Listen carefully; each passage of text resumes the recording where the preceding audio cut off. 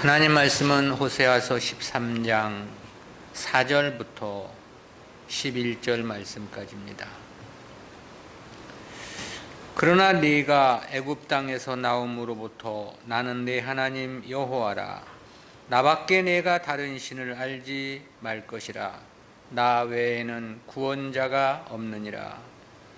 내가 광야 마른 땅에서 너를 권고하였거늘 저희가 먹이운 대로 배부르며 배부름으로 마음이 교만하며 이로 인하여 나를 잊었느니라. 그러므로 내가 저희에게 사자 같고 길가에서 기다리는 표범 같으니라. 내가 새끼 잃은 곰같이 저희를 만나 그 염통 껍불을 찢고 거기서 암사자같이 저희를 삼키리라. 들짐승이 저희를 찢으리라. 이스라엘아, 네가 패망하였나니 이는 너를 도와주는 나를 대적함이니라. 전에 네가 이르기를 내게 왕과 방백들을 주소서 하였느니라. 네 모든 성읍에서 너를 구원할 자 네 왕이 이제 어디 있으며 네 재판장들이 어디 있느냐. 내가 분노함으로 네게 왕을 주고 진노함으로 패하였노라. 아멘. 배은과 그 결말이라고 하는 제목으로 말씀을 듣겠습니다. 제8설교 첫 번째 주제는 허망한 우상 숭배와 그 결말에 대한 말씀이었습니다. 이어진 본문 두 번째 주제는 하나님의 은혜를 망각한 배은의 행위에 대한 지적과 그로 인한 심판 경고를 다루고 있는 말씀입니다. 이 부분에 대해서는 구속사적 교훈까지 넷으로 구분해서 살펴보겠습니다. 첫 번째는 조상 대대의 하나님의 가호에 대한 배은 행위입니다. 조상 대대로 하나님의 은혜 속에서 살아왔으면서도 하나님을 배신한 이스라엘을 지적한 4절부터 6절은 내용상 셋으로 구분이 되는데요. 첫 번째는 이스라엘과 하나님과의 관계입니다. 이에 대해서 4절에서 그렇게 말씀을 했죠. 그러나 네가 애굽 땅에서 나옴으로부터 나는 네 하나님 여호와라. 나밖에 내가 다른 신을 알지 말 것이라. 나 외에는 구원자가 없느니라. 이 중에서 본절, 이 상반절은 앞선 12장 9절의 상반절과 동일한 내용입니다.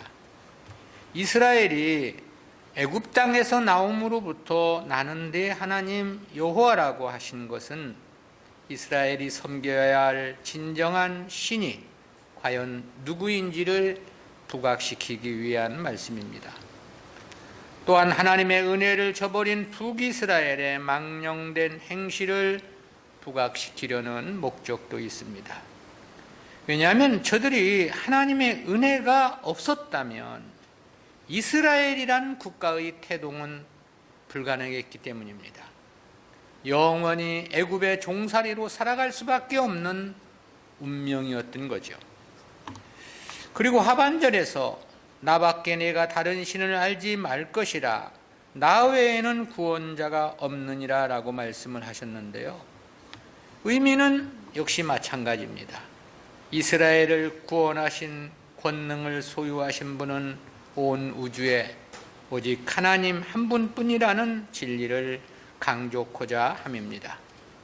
실제 이스라엘에게 있어 하나님은 그랬습니다.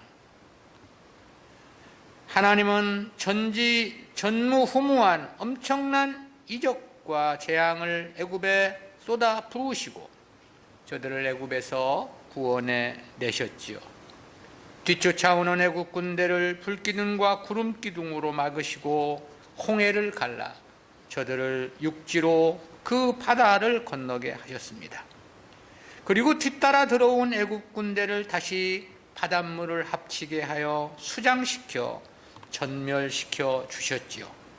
하나님 외에 그 누가 이처럼 저들을 구원할 신이 있겠느냐, 그런 물음인 거죠. 때문에 이스라엘이 가장 우선적으로 알아야 하는 것은 하나님 외에 다른 신이 없다는 사실이었습니다. 실제 이를 이스라엘 백성들에게 주지시키고자 하나님은 바로의 마음을 강팍케 하셨던 것이고 전능의 능력으로 저들을 구원해내 주셨던 것입니다.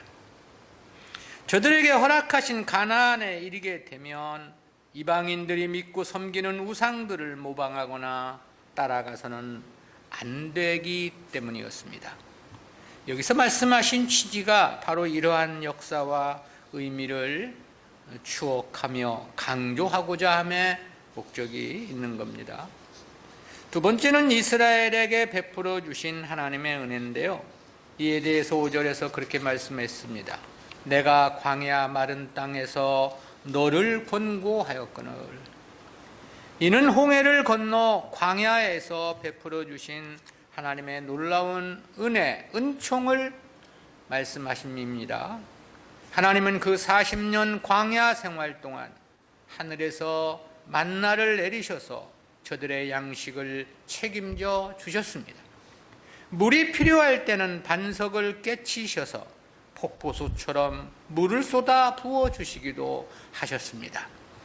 고기가 먹고 싶다 할 때는 메추라기를 때로 진중에 떨어지게 해서 코에서 냄새가 나도록 고기를 먹게 해 주시기도 하셨죠. 광야의 뜨거운 햇빛은 구름 기둥으로 가려주셨고 밤의 추위는 불 기둥으로 막아주셨습니다. 그뿐만이 아니죠. 40년 입고 있는 옷이 헤어지지 않았다고 말씀합니다. 애굽에서 신고 나온 그 신발 역시 마찬가지였습니다. 오죽하면 40년 광야를 걷고 또 걸었음에도 발이 부르트지 않았다고 말씀합니다. 그뿐만이 아닙니다. 저들의 길을 가로막는 나라와 민족들을 모두 다 물리쳐 주시기도 하셨죠. 그야말로 인류 역사에서 이처럼 하나님의 은혜를 입은 민족과 국가는 없었습니다. 오직 이스라엘만이 유일했던 것입니다. 때문에 하나님은 내가 애굽 땅에서 나옴으로부터 나는 내 하나님 여호와라. 나밖에 내가 다른 신을 알지 말 것이라. 나 외에는 구원자가 없느니라 라고 말씀을 하신 것입니다. 세 번째는 하나님의 은혜를 배신한 이스라엘입니다. 앞절은 하나님의 심히 크고 크신 은혜를 입은 이스라엘에 대한 상고였습니다. 그럼에도 이스라엘은 하나님을 감사하지 않았던 겁니다. 도리어 교만해졌고 하나님을 배신했음을 말씀합니다. 6절이죠. 저희가 먹이운 대로 배부르며 배부름으로 마음이 교만하며 이로 인하여 나를 잊었느니라. 여기서 이 먹이운 대로에 해당하는 원어적 개념은 가축을 돌보고 먹이는 목자의 직무를 나타낼 때 사용되는 동사에서 유래한 명사입니다. 문자적으로는 목초지, 초장 등을 의미하는 단어인데요. 때문에 영문 성경 NKJV는 그들이 목초지에 있을 때라는 의미로 번역을 했고요. 또 NRSV는 내가 그들을 먹였을 때라는 뜻으로 번역을 했습니다. 한마디로 풍성한 은혜를 베풀어 주셨다, 그런 표현이죠. 그렇지만 저들은 도리어 교만해졌다는 거죠. 그리고 받아 누리는 것에만 집착하다가 그 모든 것을 베푸신 하나님은 망각을 했던 겁니다. 그런데 그것은 하나님을 잃어버린 것으로 끝난 것이 아니었습니다. 결국 하나님을 업신여기게 되고 멸시하는 자리에 이르게 되었던 거죠. 앞단락에서도 우리가 살펴본 바와 같이 사람의 배부름은 도리어 사람을 교만하게 하고 하나님을 업신여기는 배은의 행위로 나타나게 한다는 건데요. 북이스라엘의 강성함이 결과적으로 그랬음을 지적하고 있는 말씀입니다. 큰 두 번째로 야수의 맹습 같은 하나님의 심판 선언입니다. 앞단락은 하나님의 각별하고 특별하신 은혜에도 불구하고 하나님을 배신한 이스라엘을 지적한 말씀입니다. 이어진 7절, 8절은 그에 따른 하나님의 강력한 징벌적 심판을 선포하신 말씀인데요. 호세아는 하나님의 강력한 심판을 상징해서 맹수들의 포악성을 비유로 삼았습니다. 먼저 7절에서 그렇게 말씀을 했죠. 그러므로 내가 저희에게 사자 같고 길가에서 기다리는 표범 같으니라. 앞에 5절, 6절에서는 이스라엘과 하나님의 관계를 푸른 초장에서 양을 먹이시는 목자로 비유를 했습니다. 그런데 이제 본절에 와서는 하나님께서 먹이를 기다리는 포악한 사자와 표범과 같을 것임을 비유하신 말씀이죠. 8절에서도 그렇게 말씀했습니다. 내가 새끼 잃은 곰같이 저희를 만나 그 염통 거풀을 찢고 거기서 암사자같이 저희를 삼키리라. 들짐승이 저희를 찢으리라. 역시 하나님의 심판이 얼마나 맹렬할 것인가를 나타낸 하나의 비유인데요. 본절에서는 먼저 새끼 잃은 곰을 말씀했죠. 이 중동 지역의 곰은 다른 지역의 곰보다 더욱 포악한 것으로 유명했다고 전해집니다. 그런데 새끼를 잃은 곰은 그보다 더더욱 포악했다고 전해지는데요. 본문 외에도 포악함과 잔인함 또는 극한 분노를 나타내고자 새끼를 빼앗긴 암곰을 속담으로 사용했던 말씀들이 여러 차례 많이 나옵니다. 본문에서는 그 잔악함을 표현코자 그 염통 거풀을 찢고 그랬습니다. 여기서 염통으로 번역된 히브리어 립밥이라는 단어는 심장을 의미하는 단어인데요. 따라서 이는 말 그대로 심장을 가리키기도 하고 내장 전체를 지칭한 표현이기도 합니다. 즉 새끼를 빼앗긴 암곰이 날카로운 앞발로 상대를 내려찌고 심장이 터져 나오고 내장이 흘러나오는 장면을 연상케 하는 묘사입니다. 또 하반절에서는 암사자같이 저희를 삼키고 들짐승이 저희를 찢으리라 그랬습니다. 이 암사자가 삼킬 것이라는 것은 완전한 이스라엘의 멸망을 나타내고요. 들짐승이 저희를 찢을 것이라는 것은 그 이상의 고난과 고통을 상징한 말씀입니다. 여기서 이 들짐승으로 번역된 히브리어는 하이아트 하세트라는 단어인데 이는 사자가 먹고 남은 고기 찌꺼기를 처리하는 하이에나와 같은 짐승을 염두에 둔 표현입니다. 이는 아수르의 멸망을 당한 이스라엘이 이방의 포로로 끌려가는 등의 추가적인 고난을 상징한 비유이기도 한데요. 특히 구약 성경에서 이 들짐승이 비유적으로 사용될 때는 하나님의 언약 백성에 포함되지 않은 이방 민족을 지칭하는 경우가 많았는데요. 본문에서는 이스라엘 백성들을 지칭하여 이 단어가 사용이 된 겁니다. 아무튼 7절, 8절에서 사자, 표범, 곰, 들짐승을 비유한 것은 그만큼 북이스라엘이 하나님으로부터 받을 심판이 참혹하고 철저할 것임을 나타내주고 있는 거죠. 실제 역사 속에서도 보면 하나님의 심판은 매우 엄중하셨습니다. 나라가 멸망하고 백성들이 이방의 포로로 잡혀가는 상황은 그야말로 생각만 해도 끔찍한 일이 아닐 수 없죠. 하나님은 그렇게 말씀하신 바 있습니다. 역대하 12장 8절입니다.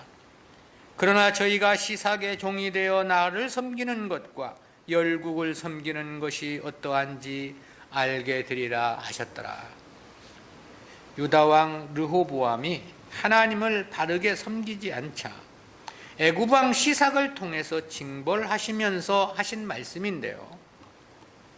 성도에게 있어 하나님 섬김은 가장 쉬운 일임을 알아야 합니다.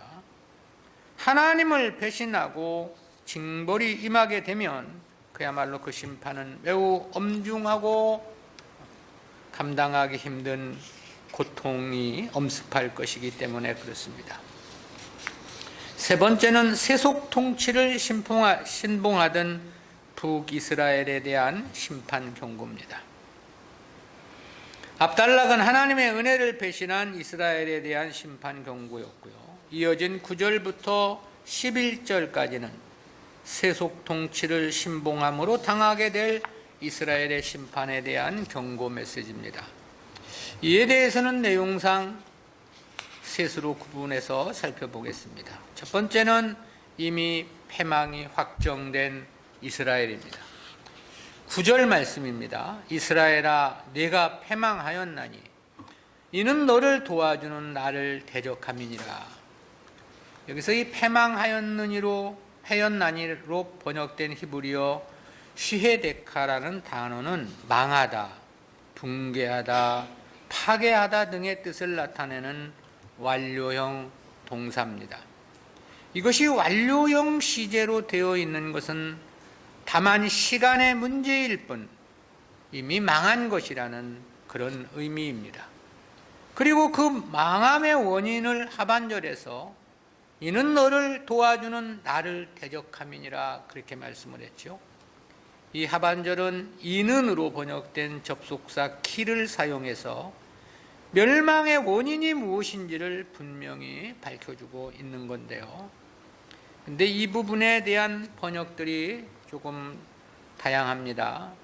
먼저 영역성경 NIV, ESV, NASB는 우리 한글 개역성경과 동일하게 번역을 했고요.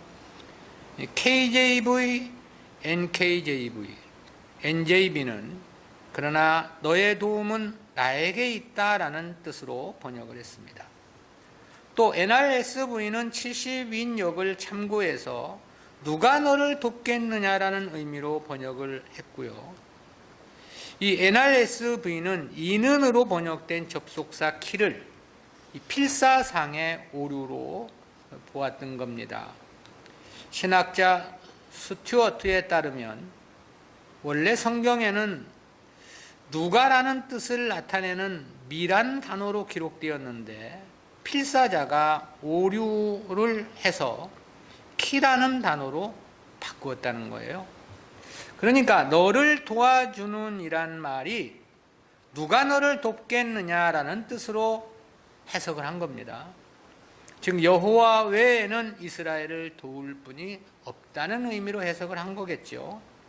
그런데 그 여호와께서 너희를 심판하시니 도대체 너희가 누구에게 도움을 얻겠느냐, 그런 단어적 질문으로 해석을 한 겁니다. 물론 개연성이 있는 해석이기는 합니다. 그러나 실제 의미는 똑같다 그렇게 볼 수 있겠죠. 모두가 하나님만이 이스라엘의 도움이시고 그 근본적 원인은 저들이 하나님을 배척했음을 지적하는 말씀의 의미는 또 동일하기 때문에 그렇습니다. 두 번째는 세속주의를 신봉한 이스라엘인데요. 앞절은 이미 패망한 것이나 다를 바 없는 이스라엘의 운명에 대한 선언이었습니다. 그것은 그들을 도울 자는 오직 하나님뿐인데 저들이 오히려 하나님을 대적했기 때문이라 그랬습니다. 이어진 본문은 세속주의를 맹신한 이스라엘의 또 다른 죄악에 대한 지적입니다. 10절 말씀인데요. 전에 내가 이르기를 내게 왕과 방백들을 주소서 하였느니라. 내 모든 성읍에서 너를 구원할 자 내 왕이 이제 어디 있으며 내 재판장들이 어디 있느냐. 이러한 10절을 원문대로 직역하면 세 가지 의문문으로 구분되어 있습니다. 첫 번째 의문문은 네가 나에게 왕과 지도자들을 주소서라고 말하였던 네 왕이 이제 어디 있느냐, 그런 의문문이고요. 두 번째 의문문은 내 모든 성읍들에서 너를 구원할 자가 어디 있느냐, 그런 의문문이고, 끝으로 세 번째는 너의 재판장들이 어디 있느냐, 그런 의문문으로 되어 있는데요. 이러한 말씀에서 보면 북이스라엘은 하나님이 아니라 인간 왕과 지도자들을 의지하며 구했음을 지적하고 있는 말씀이죠. 사실 사울 왕을 세웠던 경우가 그랬지 않았습니까? 그래서 이스라엘의 왕정 시대가 시작되게 되었던 거죠.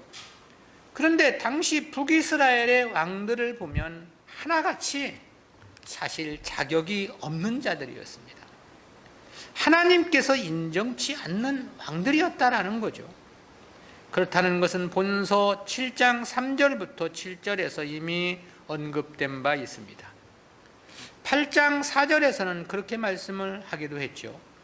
저희가 왕들을 세웠으나 내게서 말미암지 아니하였고 저희가 방백들을 세웠으나 나의 모르는 바며 저희가 또 그 은 금으로 자기를 위하여 우상을 만들었나니 파멸을 이루리라. 하나님보다 세상 나라들처럼 세속 정부를 원했다, 그런 말씀인데요.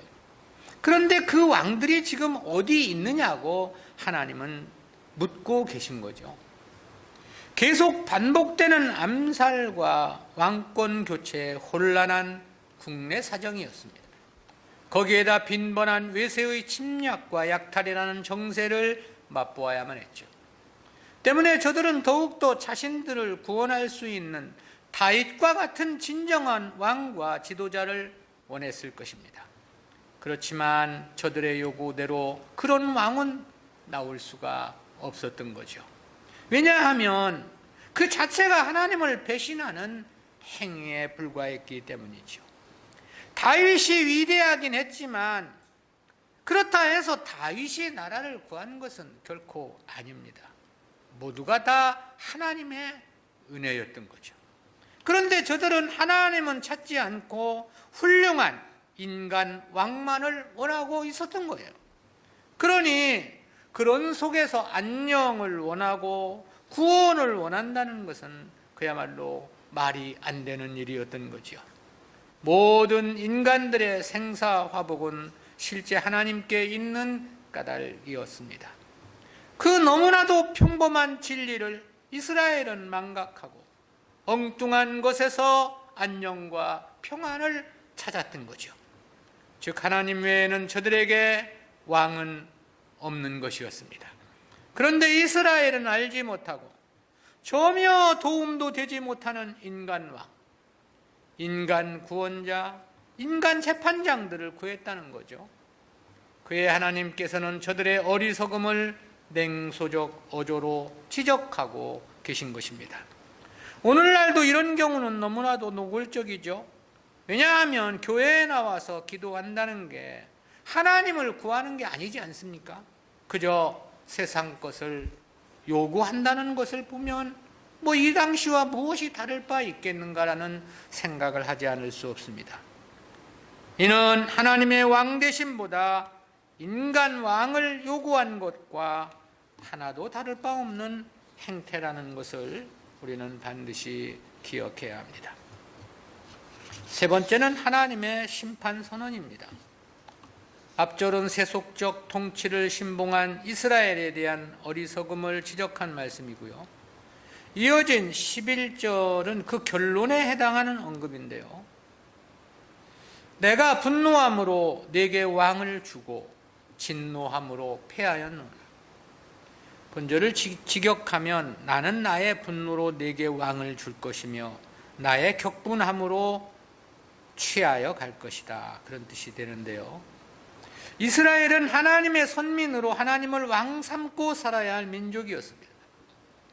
실제 하나님만이 저들의 왕이었던 거죠.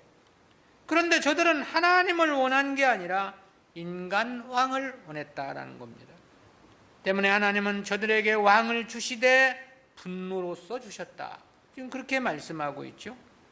그리고 진노로써 그 왕을 패했음을 말씀하셨습니다. 이는 역사적으로 북이스라엘의 왕권이 계속 폭력과 암살과 반역으로 교체되었던 사실로서 그대로 드러났습니다. 여기서 이 진노 하므로에 해당하는 히브리어 베브라티라는 단어는 분노가 너무나 극심해서 그 감정을 억제하지 못할 만큼 한계를 넘어버린 상태를 강조하는 단어입니다. 창세기 47장 7절에서는 넘치는 분노로, 욥기서 40장 11절에서는 불타오르듯이 맹렬한 분노로, 에스겔서 38장 19절에서는 혹독한 분노로 번역이 됐습니다. 하나님 백성이 하나님을 배신하고 세속적 가치관에 따라 살아가는 삶에 대해서 그만큼 분노하셨다, 그런 뜻이죠. 그 결과 북이스라엘은 끊임없는 반역과 피로 얼룩진 역사에 수레바퀴였던 것입니다. 그리고 급기야 아수르에 의해 영구히 멸망을 당하고 말았던 거죠. 우리는 이러한 말씀에서 두 가지 구속사적인 교훈을 생각해 보는데요. 첫 번째는 진실한 신앙은 배부름이 아니라 연약함에서 오는 것이라는 교훈입니다. 그것은 6절에서 저희가 먹이운 대로 배부르며 배부름으로 마음이 교만하여 이로 인하여 나를 잊었느니라고 한 말씀에 함유된 교훈입니다. 이스라엘이 배부름으로 마음이 교만해졌고 배가 부름으로 하나님을 잊었다고 말씀합니다. 실제 이 세상 것의 배부름이란 인간들에게 한없는 교만을 낳게 합니다. 그리고 배가 부르면 실제 하나님을 원하지도 않지요. 부족함이 없으니까 말입니다. 때문에 언제나 타락은 부요와 연관되어 있습니다. 그렇다는 것은 이스라엘의 역사에서 너무나도 극명하게 보여줍니다. 사사기 3장 11절 12절 말씀입니다. 그 땅이 태평한 지 40년에 그나스의 아들 운니엘이 죽었더라. 이스라엘 자손이 또 여호와의 목전에 악을 행하니라. 한마디로 태평했기에 여호와의 목전에 악을 행했음을 지적한 말씀입니다. 그래서 하나님이 모압 왕 에글론을 강성케 해서 이스라엘을 대적케 했고, 그래서 18년 동안 모압을 섬겼다고 말씀합니다. 그러자 그 고통 속에서 저들이 하나님께 부르짖었고, 그의 하나님은 사사 에웃을 통해서 이스라엘을 구원해 주셨지요. 그에 대해서 이렇게 말씀합니다. 사사기서 3장 30절입니다. 그날의 모압 사람이 이스라엘의 수하에 항복하매 그 땅이 80년 동안 태평하였더라. 그래서 80년을 태평했는데 그 결과에 대해서는 뭐라고 말씀했는가? 사사기 4장 1절입니다. 에웃의 죽은 후에 이스라엘 자손이 또 여호와의 목전에 악을 행하매, 그래서 하나님은 다시 가나안 왕 야빈의 손에 저들을 파셨다고 말씀합니다. 그래서 고통을 당하자 이스라엘이 하나님께 부르짖었고, 하나님은 사사 드보라를 통해서 구원해 주셨음을 말씀하지요. 그 결과에 대해서 다시 사사기서 5장 31절에서 그렇게 말씀했죠. 그 땅이 40년 동안 태평하였더라. 40년 동안 태평했는데 그 다음 사사기서 6장 1절에서는 뭐라고 말씀하는가? 이스라엘 자손이 또 여호와의 목전에 악을 행하였으므로 여호와께서 7년 동안 그들을 미디안의 손에 붙이시니, 또다시 여호와의 목전에 악을 행했다는 거죠. 이스라엘은 실제 이러한 역사의 수레바퀴였습니다. 그리고 그것은 열왕의 시대에도 역시 마찬가지였죠.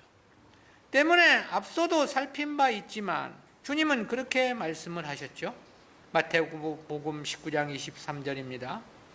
예수께서 제자들에게 이르시되 내가 진실로 너희에게 이르노니 부자는 천국에 들어가기가 어려우니라. 무슨 뜻인가? 신앙의 진실은 배부름에서 이루어지는 것이 아니라는 사실, 성공해서 이루어지는 게 아니라는 겁니다. 그렇다는 것은 바울의 사적에서도 잘 나타내주고 있죠. 하나님은 바울을 착오하지 않게 하시려고 그의 육체에 사단의 가시를 주었다고 말씀합니다. 믿음의 부요가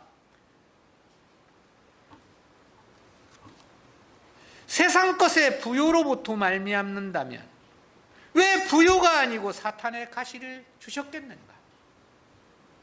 배부름이 신앙에 도움을 준다면 왜 재물을 주지 않고 육체의 가시를 주었느냐 이 말이죠. 실제로 세상 것의 부요는 믿음의 유익을 가져오기 힘듭니다. 도리어 믿음의 해로 나타날 가능성이 큰 거죠. 때문에 바울은 그런 말을 하지 않았습니까? 고린도후서 11장 30절입니다. 내가 부득불 자랑할진대 나의 약한 것을 자랑하리라.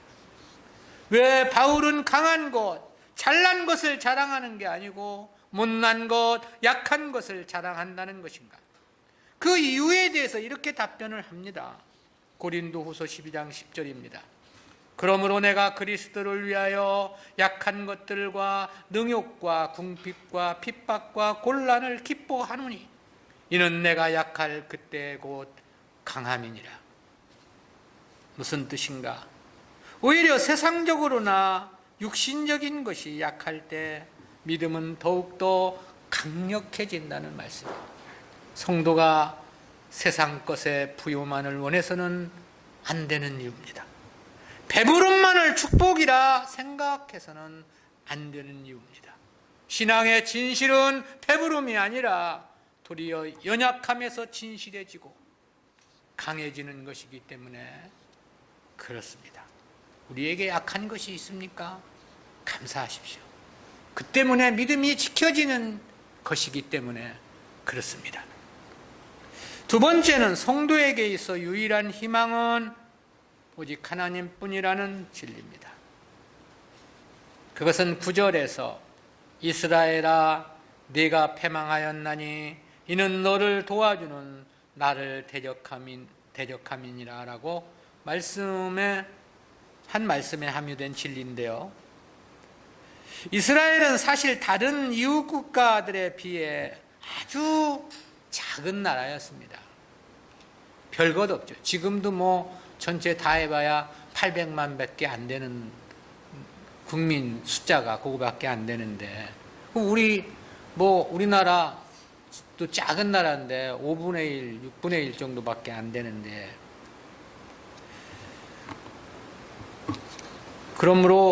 그럼에도 불구하고 저들은 또 남북으로 갈라져 가지고 더욱더 미약할 수밖에 없었습니다. 그러므로 저들 스스로 자기들의 안위를 지켜나간다고 하는 것은 세속적 원리는 불가능하다고 말할 수밖에 없습니다. 지금이야 세계가 하나의 도덕률로 아무리 작은 나라라 하더라도 함부로 다른 나라를 침략함이 허락되지 않는 시대입니다. 그것은 이미 다니엘의 예언에서부터 확정된 세계사였습니다. 그러나 구약시대는 각 민족마다 국가를 형성해가는 시대였어요. 때문에 서로 자기 나라를 보다 크고 굳세게 하기 위한 정복전쟁이 끊임없이 이어졌던 시대죠. 때문에 작은 나라는 언제나 보다 큰 나라의 먹잇감이 될 수밖에 없었습니다. 그러므로 이스라엘 역사도 보면 수많은 외세의 침략을 받았고 이웃나라의 식민지로서 전락한 경우가 그 수를 다 헤아릴 수 없을 만큼 많았습니다. 즉 저들은 하나님 말고서는 스스로 지탱할 수 없는 나라이며 민족이었다라는 거죠. 오직 하나님만이 저들의 유일한 도움이며 희망이었다라는 사실입니다. 그렇다는 것은 저들이 출애굽에서부터 가나안 땅을 차지하기까지의 역사에서 볼 때도 그랬습니다. 그것은 자신들이 이룬 계가가 아니었습니다. 10가지, 100가지가 모두 하나님의 도우심의 은혜였지요. 그런데 저들이 도리어 하나님을 대적했다고 말씀하고 있습니다. 그러니 아직은 패망하지 않았지만 이미 패망한 것과 같기에 패망을 했다고 말씀하고 있는 거죠.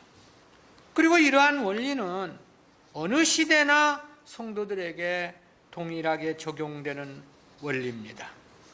실제 성도는 공중 권세를 잡고 있는 사단과 그로 말미암은 자들과의 비교해서 보면 너무나도 미약하죠. 사실 세상은 다 세상 사람들 차지 아닙니까? 앞서 살핀 바와 같이 하나님께서 자기 백성들에게 세상의 부유를 주시는 것이 아니기 때문에 그렇습니다. 믿음의 유익을 위해서 오히려 육체의 가시, 세상 것에 연약함을 주었다고 말씀합니다. 그래서 바울도 그런 말을 했죠. 고린도전서 1장 26절입니다. 형제들아 너희를 부르심을 보라. 육체를 따라 지혜 있는 자가 많지 아니하며 능한 자가 많지 아니하며 문벌 좋은 자가 많지 아니하도다. 야고보 사도도 그렇게 말했습니다. 야고보서 2장 5절이죠. 내 사랑하는 형제들아 들을지어다. 하나님이 세상에 대하여는 가난한 자를 택하사 믿음에 부유하게 하시고 또 자기를 사랑하는 자들에게 약속하신 나라를 유업으로 받게 아니하셨느냐. 하나님은 가난한 자를 택하사 믿음을 부유하게 하신다 그랬단 말이죠. 원리가 이렇기에 성도가 세상이나 세상 것으로 경쟁하고자 하면 결국 굴복당하는 것은 자기일 수밖에 없는 것입니다. 굴욕을 당하는 것은 성도 자신이다 이 말이죠. 하나님 말고 성도에게는 희망은 없다 그 말입니다. 성도에게 유일한 희망은 하나님 섬김뿐이라는 사실이죠. 우리가 주님을 위한 삶에 전념해야 하는 이유입니다. 감사함으로 하나님께 드려 충성해야 하는 이유인 것입니다. 왜냐하면 오직 우리에게 희망은 하나님뿐이시기 때문에 그런 것이죠. 하나님이 도와주시지 않는다면 우리가 이 세상을 어떻게 이기며 살아갈 수 있겠느냐라는 거죠. 하나님께 감사하고 하나님을 위해 살아가기를 원하는 우리들의 마음을 가져야 합니다. 기도하십니다. 사랑의 하나님 은혜를 감사합니다. 오늘도 하나님을 배신한 북이스라엘의 패역한 삶을 통해서 우리들의 신앙생활의 가늠자가 되게 해주신 하나님의 귀한 은혜에 진실로 감사합니다. 성도의 진실한 신앙, 믿음의 승리는 배부름에서 오는 게 아니라 오히려 연약함에서 오는 것이라는 진리 깨닫게 해주심 진실로 감사하옵고 우리에게 있어지는 그 연약한 많은 부분들 오히려 하나님 앞에 감사하며 더 뜨겁게 하나님을 섬겨야 할 우리들이라는 사실 망각하지 않도록 도우시며 인도해 주시옵소서. 우리에게 희망은 오직 하나님 한 분뿐이라는 사실 잊지 않도록 도와주시고 오직 하나님 기뻐하시는 삶으로만 인생을 승부하겠다는 각오와 결단으로 이 세상을 이기며 살아갈 수 있도록 축복해 주시옵소서. 감사드리옵고 예수님의 이름으로 기도드리옵나이다. 아멘.